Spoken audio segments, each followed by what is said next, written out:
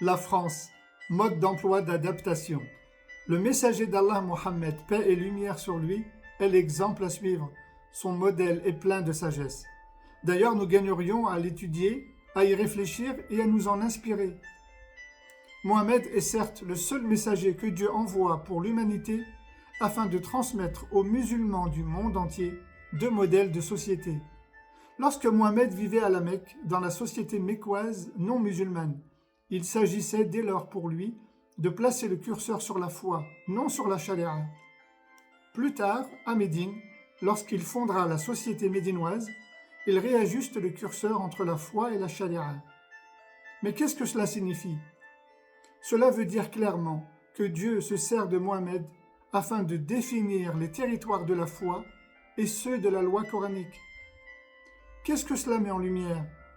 Cela met clairement en évidence que Mohammed est le messager porteur de deux modèles d'application des textes. Et donc, sans le travail rigoureux des scribes, des copistes, de ceux qui sont chargés d'écrire les sourates du Coran, jamais nous n'aurions pu distinguer entre le contenu des sourates mécoises et le contenu des sourates médinoises, ni même différencier entre la société mécoise et la société médinoise.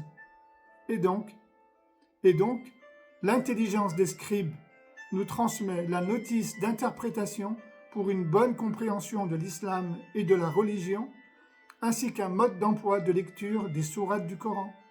Le savais-tu ?